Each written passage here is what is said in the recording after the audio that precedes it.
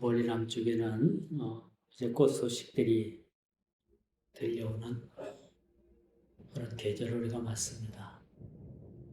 이제 3월 하면은 참으로 많은 꽃들이 여기저기에서 만발을 하고 우리 눈을 즐겁게 하는 그런 일들이 참 여기저기에서 많이 생길 것 같아요. 예전에 어떤 분이 그런 얘기를 해요. 목사님은 꽃을 좋아하지 아니하시는가 보다. 세상에 꽃 안 좋아하는 분이 어디 있겠어요? 다 좋지요. 그렇죠?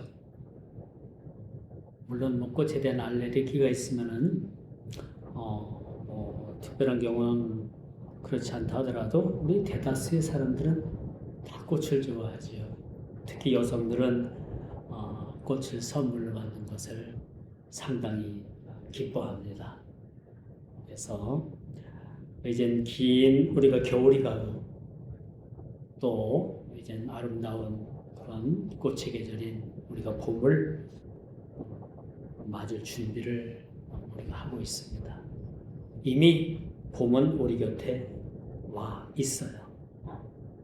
참 그래서 좀 봄, 가을은 참 시즌이 짧지만은 그래도 어느 계절 못지않게 아름다운 계절을 우리에게 그렇게 선사를 합니다. 그 조사에 의하면요, 1년 4개 가운데 가장 좋아하는 계절이 봄이라는 그런 계절로 그렇게 많은 사람들이 선호를 했어요. 그래서 많은 사람들이 4계절 가운데 봄을 가장 선호하고 그렇게 봄을 좋아한다라는 그런 통계가 이렇게 나와 있습니다. 오늘 이 본문 말씀을 우리가 살펴보면서도 참 우리의 삶에 생수의 강이 넘치고 또 성전 그런 문지방에서 흘러내리는 이 생수의 강을 통해서 이 생명수 이 물을 통해서 우리가 이 생수를 공급받고 또 이 생수를 공급받는 자만이 하나님의 그런 놀라우신 은혜 가운데서 그런 하나님의 은혜를 경험하고 또 우리가 신앙의 깊은 체험을 통해서 우리가 온전한 신앙생활을 할 수 있다라고 말씀드릴 수가 있습니다. 요즘이야 댐을 막고 또 수조원 관리를 국가적 차원에서 그렇게 하기 때문에 예전처럼 그런 식수년 같은 걸 그렇게 겪는 일은 거의 없을 겁니다. 농사를 짓는 분들도 이렇게 또 조수지를 그렇게 조성을 해서 그렇게 1년에 그렇게 많은 그런 강수량을 확보해서 농사를 그렇게 짓는 모습을 보게 됩니다. 근데 이스라엘이라는 그 중동 국가는요, 아주 땅이 비옥하면 좋겠는데 척박해요. 1년에 강수량이 얼마 되질 않는다고 합니다. 중동 지방 대다수의 국가들이 물 부족 현상을 그렇게 겪고 있어요.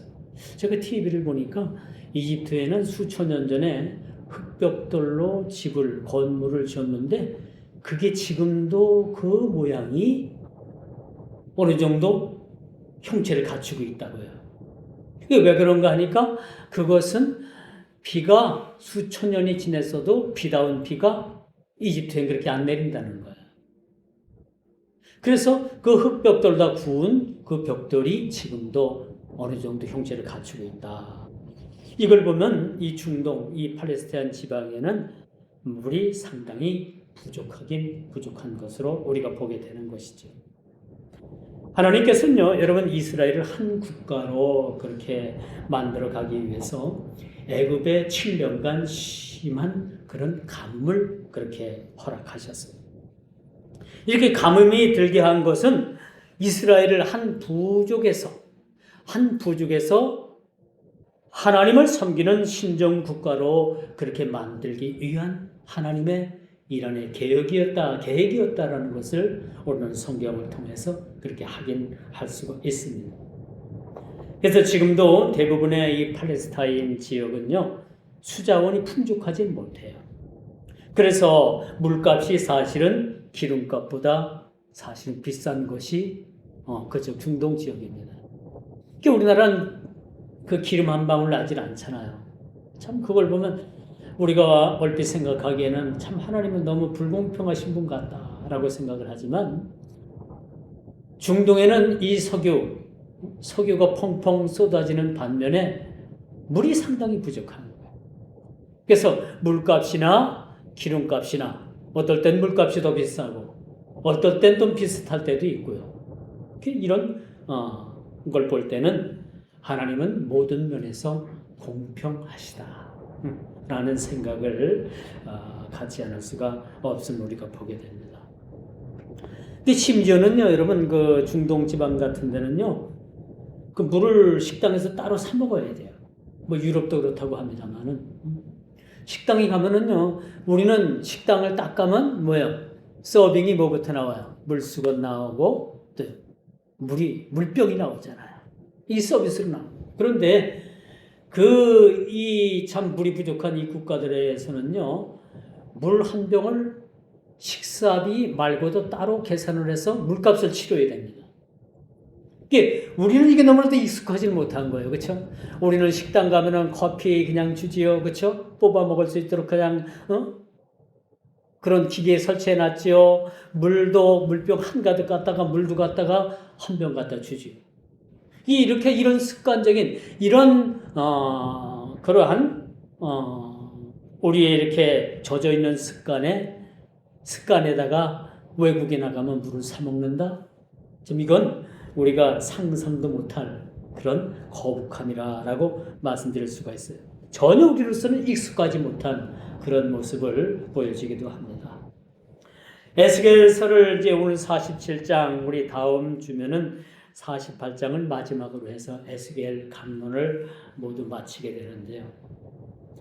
저는 에스겔서를 이렇게 강론을 하면서 가장 기억에 남는 것은 딱 모든 장이 다 그렇습니다만은 그래도 그 여러 장 48장 중에서 가장 으뜸된 그런 장면을 꼽는다면 저는 딱 두 장면을 꼽을 것 같아요. 여러분들은 어떤 장면을 기억을 하고 있습니까? 저는 에스겔 37장에 보면 마른 뼈의 환상을 그렇게 에스겔 선지자가 보게 되는데 참 이 37장을 저는 대하면 참 가슴이 뭉클해져요. 그리고 막 속에 아주 막 속에서 꿈틀거리는 그런 감동이 그렇게 밑에서부터 가슴 그런 가슴 아래부터 이렇게 치올르는 걸 느끼는 그런 감정을 갖곤 합니다. 마른 뼈가 환생을 합니다.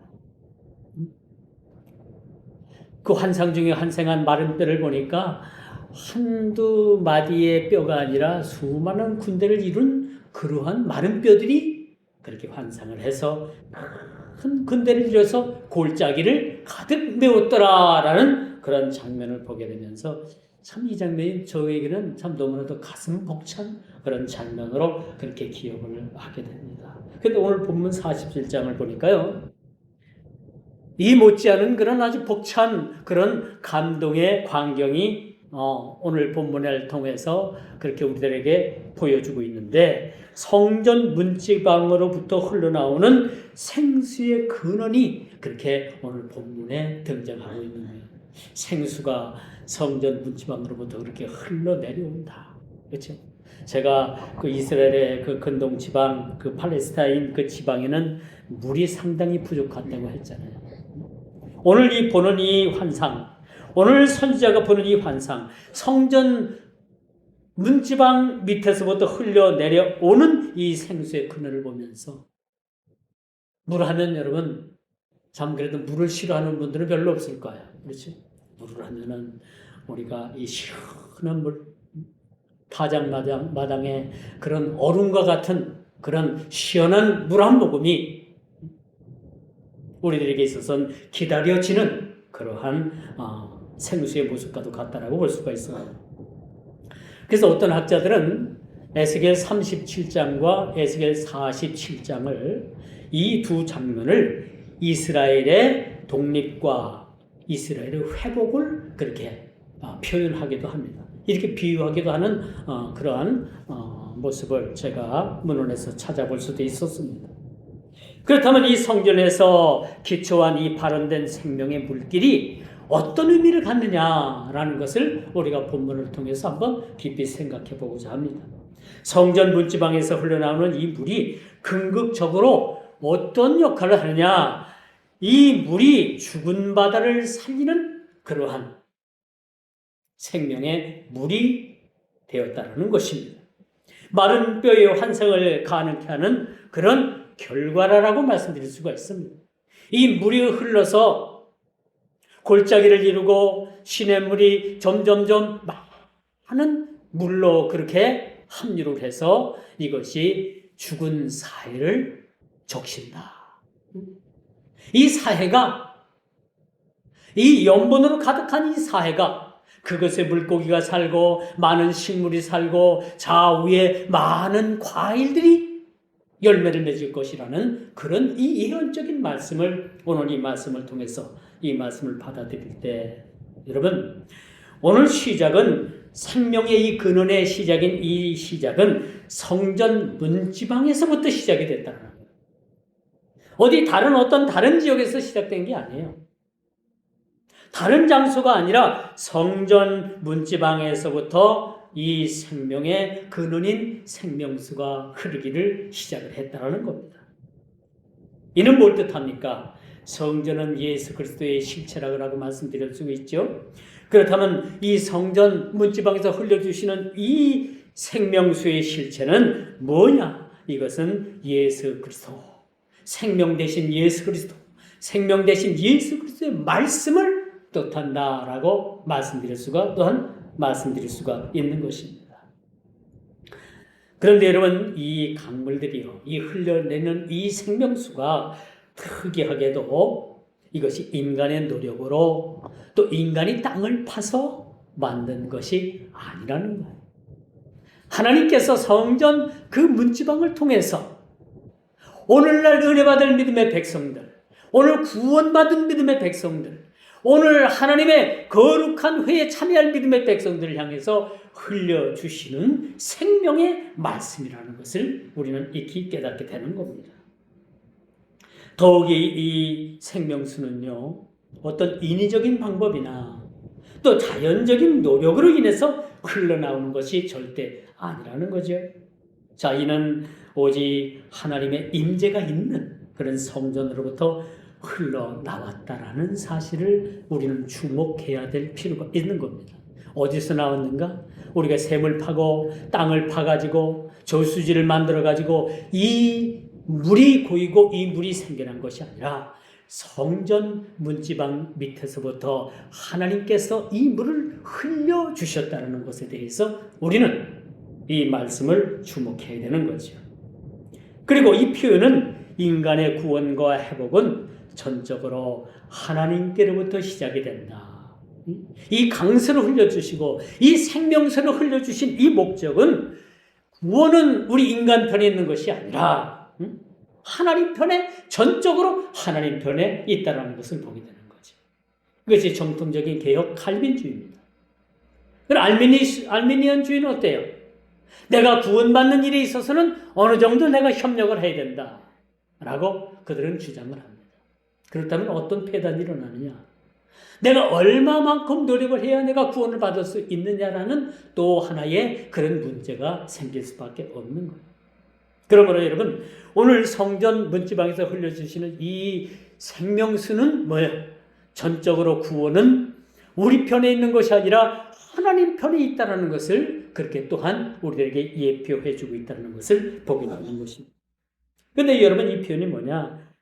여러분, 가장 중요한 것은 하나님께로부터 시작이 됐다는 거예요. 가장 중요한 것은 성전으로부터 시작됐다는 거예요. 가장 중요한 것은 성전을 통해서 하나님께서는 우리 인생들에게 복을 주신다라는 겁니다. 이 매우 중요한 사실을 우리가 보게 되는 거죠. 그래서 우리 개혁주의 신앙은요, 이를 전적으로 타락한 죄인에게 임하는 항거할 수 없는 불가항력적인 은혜다라고 그렇게 정리를 해주고 있어요. 자, 그렇다면 즉 우리가 성전의 문지방에서 그렇게 흘러나오는 물은 생수의 강이 되는 겁니다.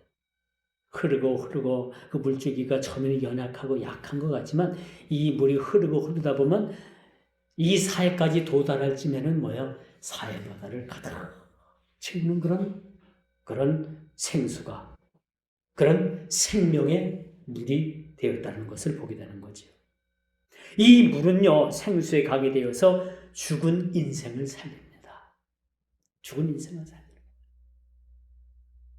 또 자연마저도 회복하는 생명의 근원이 되었습니다. 그러면 우리 인생의 메마름을 해결할 방법은 세상에 주는 것이 아니에요. 아무리 세상 제도가 잘 돼 있고 국회에서 아무리 우리에게 유익한 그런 법을 만들고, 그렇죠? 아무리 여러분 공권력을 통해 가지고 이 치안이 완벽하다 하더라도 우리의 진정한 인생의 메마름을 해결할 그런 방법은 세상이 주는 것이 절대 아니라는 것을 우리는 기억을 해야 합니다. 그리고 세상이 주는 인위적인 방법이 아니라 오직 하나님의 은혜 보좌로 나아갈 때 이것이 우리들에게 가능하다라고 그렇게 말씀드릴 수가 있는 것입니다. 무한히 흘려주시는 그런 주의 보혈, 성전 문지방으로부터 그렇게 흘려주는 그런 생명 대신 그 생명의 생수를 마실 때 이것은 우리가 은혜의 보호자로 나아가서 그런 생명수를 공급받게 된다는 사실을 보게 되는 겁니다. 그러므로 우리는 무한히 흘려주시는 이 생명수를 통해서 우리는 깊은 은혜의 체험을 우리가 날마다 우리가 이것을 경험해야 되나? 신앙은 뭡니까? 체험인 거예요. 체험. 그렇죠? 신앙생활에 여러분들이 체험이 없으면 넘어집니다. 그렇죠? 말씀의 체험, 또 여러분들이 살아가면서 여러 가지로 여러분들에게 하나님께서 간섭하시고 섭리하시고 하나님께서 여러분들의 만세전 그 경륜 가운데 하나님의 예정 가운데 여러분들을 택하시고 여러분들이 지금까지 여러분들이 지내오면서 하나님의 여러분 그런 특별한 그런 은혜의 깊이를 체험했을 겁니다. 우리가 유명한 예화가 있잖아요. 어떤 분이 예수님께 원망을 했어요. 자기 자신의 뒤돌아온 그런 모습을 발자국을 통해서 자기 자신을 보여주는데 어느 정도 일정 부분을 가는데 자기 발자국이 있는데 어느 일정 부분을 가니까 자신이 발자국밖에 없는 거예요. 처음에는 예수님께서 나와 동행하신다고 해가지고 내 발자국이 있고 예수님 발자국도 있었는데 어느 날 갑자기 발자국이 하나밖에 없는 거예요. 자신의 발자국밖에 없는 거예요. 가만히 생각하니까 그 자신의 발자국만 찍힌 그 인생길에 그 길을 가만히 돌아보니까 자기 자신이 가장 인생 가운데 어려웠던 시기, 포기하고 싶을 정도로 그렇게 어려웠던 그런 시기에 자신의 발자국밖에 없는 거예요. 그래서 너무나도 예수님께 참 서운한 마음이 들어가가지고 예수님, 내가 인생을 살아가면서 이렇게 어려운 길을 갈 때 쉬운 길을 갈 때 주님께서 나와 동행해 주시더니 이 어렵고 힘든 길을 갈 때 내 발자국밖에 없습니까? 이 어려울 때 나만 홀로 걷도록 그렇게 인생길을 걷도록 그렇게 하셨습니까? 그렇게 예수님께 원망을 했대요. 그러니까 예수님께서 원망하는 사람을 가만히 물끄러미 쳐다보더니 얘야 그 하나밖에 찍힌 발자국이 있던 그 기간, 구간은 사실은 그것이 너의 발자국이 아니라 내 발자국이었단다. 너 힘들고 어렵고 넘어지고 지치고 포기하려고 할 때 내가 너를 업고 그 기간, 그 어려운 고난의 길을 걸었단다. 그 발자국은 너의 발자국이 아니라 내 발자국이란다 라고 예수님께서 그렇게 말씀하셨다는 거예요. 그래서 예수님께 원망과 또 그런 원망으로 일관했던 이 사람이 예수님 앞에서 회개했대요. 예수님, 잘못했습니다. 제가 잘못 봤습니다. 오해를 했네요. 죄송합니다. 그렇게 이야기를 했다고 합니다. 이게 우리 인생을 살아가면서 이것이 우리 은혜가 아닐까? 살아가면서 우리가 주님을 체험하는 체험이 아닐까라는 생각을 가져봐요. 그러므로 오늘 이 흘려주시는 이 생수를 통해서 우리는 은혜의 깊이를 깊이 체험하는 저와 여러분들이 되어야 된다는 말씀을 드릴 수가 있습니다. 그래서 우리가 하나님의 은혜를 체험할 때 우리가 신앙의 척도를 오늘 본문을 가지고 이렇게 비유들을 합니다. 오늘 본문에 어떤 비유가 나와요? 신앙의 척도를 발목의 신앙이다. 그렇죠? 예수님을 믿고 우리가 이제 신앙생활에 입문을 하게 되면 그 하나님의 그런 은혜의 그런 생수가 우리 발목에 채이는 거예요. 점점점 우리가 신앙생활을 하다 보면 이 하나님의 은혜의 생수가 우리 무릎까지가 채이게 돼요. 점점점 우리가 신앙생활에 깊은 그런 신앙을 우리가 하다 보면 우리의 허리뿐만 아니라 우리의 목, 우리 온 몸이 하나님의 은혜의 강물에 깊이 잠기게 된다는 사실을 우리가 보게 되는 겁니다. 그래서 우리가 신앙의 단계를 세 가지로 우리가 나누게 되죠. 발목 신앙이다. 또 무릎 신앙이다. 허리 신앙이다. 그리고 우리가 완전히 우리가 하나님의 은혜 가운데 잠기는 그러한 내 의지대로가 아니라 내 자아대로가 아니라 하나님께서 나를 전적으로 인도하시고 간섭하시는 그 은혜 가운데 우리가 들어가게 된다는 사실을 우리가 보게 되는 것입니다. 그러므로 우리는 이 허리뿐만 아니라 무릎뿐만 아니라 발목뿐만 아니라 온전히 우리의 몸이 주님 은혜로 은혜의 강으로 은혜의 강물로 우리가 잠길 때 비로소 나의 자아가 깨어지는 거예요. 내 생각이 여러분 깨어지는 겁니다. 나의 행동이 절제가 되는 거예요. 그리고 온 몸이 주님 은혜의 강에 잠길 때 이제는 우리가 모든 것을 주님께 맡길 수 있다라고 말씀드릴 수가 있는 거예요. 처음에는 맡기지 못하잖아요. 그렇죠? 우리가 발목베개 신앙일 때도 여전히 내 생각이 들어가고요. 무릎의 신앙일 때도 여전히 내 생각이 들어갈 수 있고요. 허리의 신앙일 때도 여전히 내 생각이 들어갑니다. 그러나 온 몸이 우리가 잠기게 되면 주님 날 구원해 주세요. 날 구해 주세요. 모든 걸 우리가 주님께 맡길 수 있다는 거예요. 사랑하는 성도 여러분, 여러분의 모든 여러분의 삶을 몇 %나 주님께 맡기고 있습니까? 30입니까? 60입니까? 90%입니까? 아니면 100% 주님께 모든 걸 맡기고 있습니까? 참 우리가 중요하다고 생각을 합니다. 그러므로 우리는요, 각자의 믿음의 분량도 다 다를 뿐만 아니라 이걸 인정해야 돼요. 우리 믿음들은 다 서로 각각 다 달라요. 그리고 왜 A라는 사람한테 왜 당신은 나만큼의 분량의 믿음이 없느냐? 그렇게 우리가 책망할 수는 없어요. 다 제각각의 분량의 믿음들이 다른 거예요. 이뿐만 아니라 우리 믿음의 분량이 다르듯이 주님의 은혜를 체험하는 깊이도 다 제각각 다르다는 겁니다. 그렇죠? 그러므로 우리가 주님의 은혜를 깊이 체험하는 것이 여러분 사실은 은혜인가요? 가끔 넘어지는 분들이 있잖아요. 왜 넘어질까요? 주님의 은혜를 깊이 체험하지 못하기 때문에 넘어지는 거예요. 그러니까 우리는 날마다 주님의 은혜를 깊이 체험해야 돼요. 우리가 살아가는 그런 생활, 그런 현장에서든지 우리가 기도하는 가운데든지 또 하나님의 말씀을 읽는 데든지 우리가 전도하는 가운데 있다든지 어떤 상황에서든지 그 상황 가운데 하나님께서 우리에게 주시는 그런 깊이의 은혜를 체험하는 것이 무엇보다 중요하다라고 말씀드릴 수가 있는 겁니다. 그러므로 여러분 우리가 하나님의 은혜를 깊이 체험한다는 것은 신앙생활에 있어서 매우 중요하다라고 우리가 말씀드릴 수가 있는 것이죠. 여러분 이 시대를 영적인 고갈 상태의 시대라고 합니다.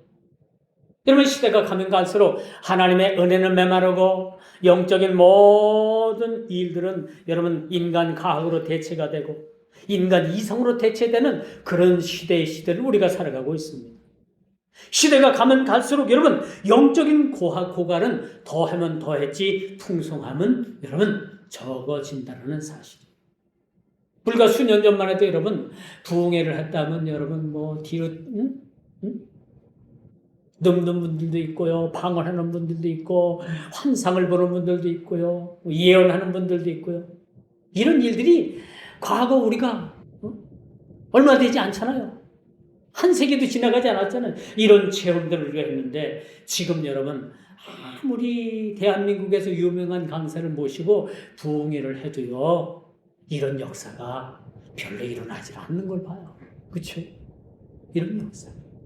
이게 뭐냐? 점점점 시대가 가면 갈수록, 시간이 가면 갈수록 영적인 고갈 상태가 여러분 이것이 드러나게 돼 있다는 것을 우리가 보게 됩니다. 이뿐만 아니라 유물론 사상이 팽배한 시대에 살아가고 있습니다. 물질을 절대시하거나 최고의 가치로 두는 태도와 행위는 물질 만능주의입니다. 배금주의라고도 말씀드릴 수가 있어요. 많은 사람들이 물신 숭배의 풍조가 되어서 살아갑니다. 사실 하나님을 섬기는 것이 아니라 물신 숭배에 빠져 있는 사람들이 이 땅에 부지기수라는 얘기예요. 심지어는 교회 안에서도 이 물신 숭배에 빠져 있는 자들이 여러분 부지기수로 많다는 사실에 대해서 여러분 놀랄 일이 아니라는 사실입니다. 여러분, 그러므로 우리는요, 이 시대에 그리스도인 된 우리는 무엇보다도 필요한 것은 물질을 초월한 영적인 안목을 가지고 세상을 살아가야 되는 거예요. 모든 세상 사람들이 다 물질이면 다다, 물질이면 모든 것을 할 수 있다라고 그렇게 말을 해도 우리는 적어도 우리 그리스도인 된 우리는 아니다라는 그러한 마음을 가지고 세상을 살아가야 되는 겁니다. 여러분, 물질을 가지고 안 되는 것이 세상에 많아요. 이런 것들을 보면서 우리가 살아가고 이런 것들을 인정하면서 우리가 세상을 살아가야 되는 거예요. 그래야지만 우리가 배금주의, 물신 숭배 사상에 빠지지 않는다는 사실을 우리는 기억을 해야 되는 겁니다. 그러므로 이 시대에 그리스도인 된 우리는 무엇보다도 필요한 것은 물질을 초월한 그런 삶이 우리에게 필요하다. 세상 살아가면서 물질이 필요하죠. 물질이 악하다고 나쁘다고 얘기하는 것이 아닙니다. 가능하면 여러분들이 많은 그런 이 땅에서 부를 축적을 해서 이 부를 가지고 선교하는 데 여러분들이 좀 투자도 하고요. 이웃을 구제하는 데도 좀 더 필요하고요. 세상에 좋은 일 하는데, 선한 일을 하는데 여러분들이 많이 있으면 이것이 얼마나 더 좋은 일인지 모릅니다. 저에게 신학교 다닐 때 그런 어느 교수님이 그런 말씀을 하시더라고요. 자, 전사님들, 지금도 늦지 않았어요. 꼭 여러분들이 그 목회자가 되는 것도 좋지만은 여러분들이 목회자뿐만 아니라 세상에 나가서 사업을 열심히 하고 그 선한 사업을 여러분들이 열심히 해서 많은 부를 축적을 하고 또 목사로 한평생을 섬기는 것보다도 장로님으로 여러분들이 섬기는 것이 어찌 보면 하나님께서 보시기에 그것이 더 훨씬 더 아름답고 복되고 그것이 인정하는 일일지도 모릅니다. 그러니까 여러분들 결정하세요. 여러분들이 목회자의 길을 끝까지 가야 된다고 하면 여러분들이 목사의 길을 가는 것을 여러분들이 끝까지 가시고 여기서 아니다라고 생각하면 돌아서서 세상에 나가서 여러분 부를 많이 축적하고 한 교회의 그런 장로로서 그 직분으로서 섬기는 것이 훨씬 더 고등되고 아름답다는 사실도 꼭 기억해 주시길 바랍니다. 그런 말씀을 하시더라고요. 공감을 해요. 맞습니다. 물질이 악한 것이 아니에요. 잘못 쓰여질 때 이 물질이 악하게 되는 것이지. 물질은 애초부터 선한 것이에요. 요즘 주식 시세가 등락폭이 요동을 친다고 합니다. 주식, 이 참 상당히 어려운 부분이에요. 남의 돈 따먹기가 쉬운 게 아니죠. 그렇죠. 하늘 높은 줄 모르고 치솟던 코스피 6천이 무너졌어요. 난리가 났잖아요. 제가 운동하는 곳에 어느 좀 연세 지긋하신 분들이 요 며칠 새에 한 분은 1억을 날렸고요. 또 옆에 있는 분은 2억을 날렸대요. 얼마나 많이 이렇게 주식을 투자를 하길래 1억을 날리고 2억을 날릴 수 있을까? 뭐 저분들 그냥 하는 말 지나가는 말 아닐까? 근데 얼굴을 보니까 얼굴이 그렇게 참 좋아 보이질 않아요. 그래서 야, 어떻게 주식을 해서 며칠 사이에 1억을 잃고 2억을 잃을까? 지금도 이해가 가질 않습니다만. 요는 요즘 많은 투자자들이 손해를 봤다고 합니다. 반면에 외국인 투자자들은요, 큰 수익을 보고 빠져나갔다는 이야기들이 있어요. 제 주위에도 보면요, 여러분, 목사님들도 주식을 하는 분들이 있더라고요. 근데 그분들의 그 모습을 보면 참 범상치 않아요. 어딘가 좀 초조한 마음들도 있고요. 불안한 마음들도 있고. 그런 모습들을 보고요. 그분들의 눈을 보면 참 눈이 참 범상치 않다. 그런 모습을 볼 수가 있어요. 이걸 보면 목회자는 주식하면 안 된다. 라는 생각을 저는 해요. 세상 일반 사람들은 주식해도 좋은데, 목사는 그 주식하면 거기에 온 신경을 다 빼앗긴다고. 제가 그 여러 사람들을 볼 땐 그런 것 같아요. 온통 거기에 관심을 가지고 있고. 이유는 주식해서 돈을 벌었다는 사람은 별로 없어 보입니다. 잃었다는 사람들은 많은데 벌었다는 사람들은 별로 저는 그런 분들 만나지 못했어요. 이걸 보건대 우리는 분명히 마지막 때를 살고 있는 것은 아닌가. 물질 만능주의, 배금주의, 이 물질 만몬주의, 이것이 우리 신앙을 망가뜨리고 있지는 않는가, 그런 생각을 가져보게 합니다. 그러므로 여러분, 우리가 세상에 어떤 물질을 가지고 우리가 안위를 얻고 거기서 우리가 삶의 대책을 찾는 게 아니라 우리 신자는 마땅히 하나님의 은혜를 깊이 체험하는 것은 매우 중요하다고 그렇게 말씀드릴 수가 있는 거예요. 스가랴서 4장 6절에 보니까 힘으로도 능으로도 되지 아니하며 오직 나의 신으로 되느니라. 이 거칠고 재앙나는 세상. 문제가 또 문제 하나가 넘어가면 또 문제가 생기고 산을 넘으면 또 산이 생기는 것 같은 그런 이 첩첩산중과도 같은 이 험악한 세상에 우리가 어떻게 살아가야 되겠습니까? 성전 문지방에서 흘려주시는 그 생수의 강을 마셔. 이 대안만이 우리가 살 길입니다. 이 대안을 통해서 우리가 하나님의 은혜를 깊이 체험하는 것만이 우리 신앙인의 진정한 모습이라고 말씀드릴 수가 있습니다. 그러므로 만문 사상이, 물질 배금 사상이 더 이상 우리의 대안이 될 수 없다는 사실을 우리는 꼭 기억을 해야 되는 것입니다. 그러므로 우리가 복음의 능력은 생명력에서 나타나는 것.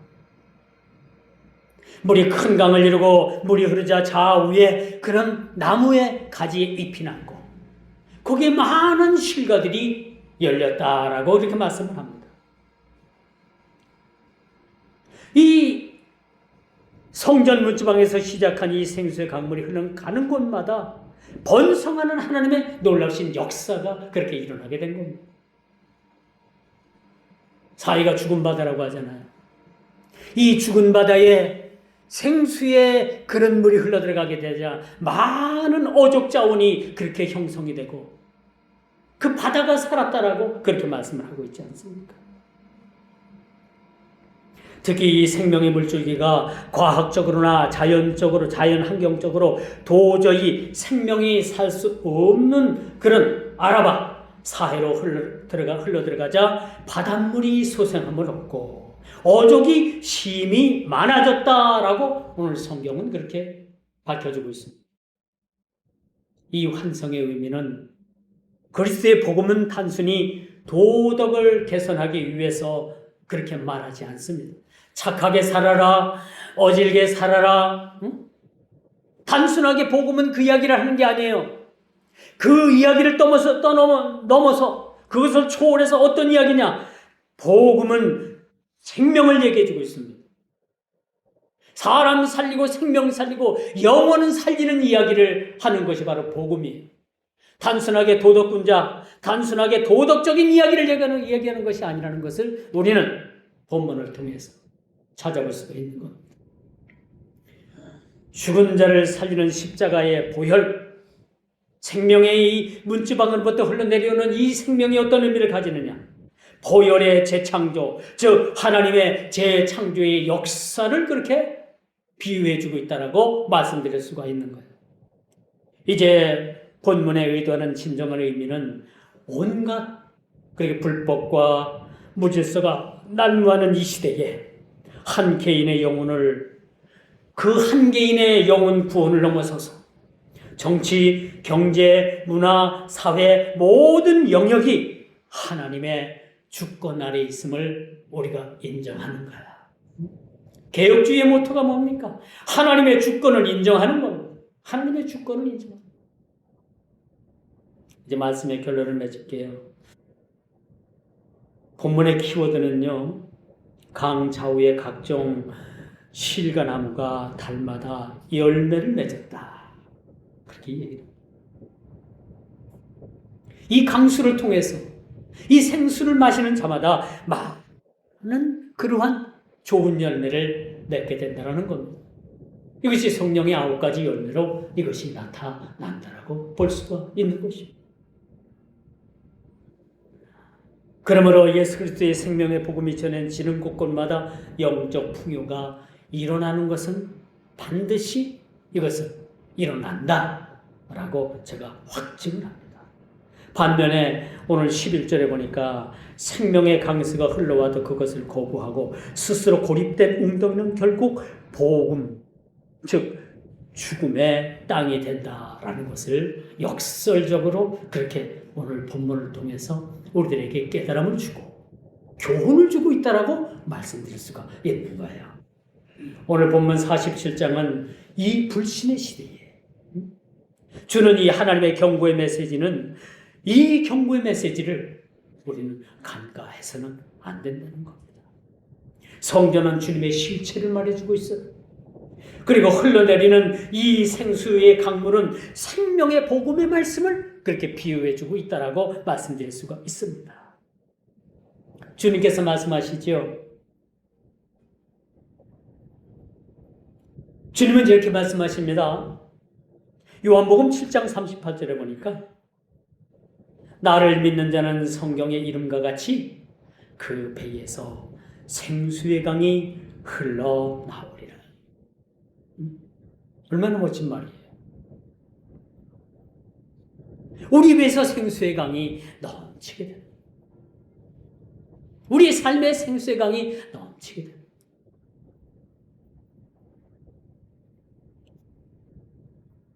기도하겠습니다.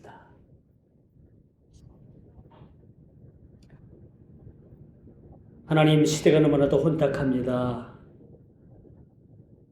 국회에는 이 교회를 옥죄이는 그런 법들이 상정이 됐다고 합니다. 참으로 시대가 가면 갈수록 우리는 참으로 어렵고 험난한 시대를 맞이하게 되는데, 이럴 때일수록 우리가 깨어 근신하고 시대를 바로 바라볼 수 있는 영적인 안목도 허락해 주옵소서. 오늘 우리는 그리스도의 말씀의 실체이신 이 강물에 몸을 던지고 있는지 우리 자신을 돌아보는 계기가 되게 해주시고, 악하고 불법이 행행하는 이 시대에 복음의 실체이신 주님의 말씀만이 우리의 살 길이라는 사실을 만천하에 알리는 도구로 저희들을 사용하여 주옵소서. 예수님의 이름으로 간절히 기도드리옵나이다. 아멘.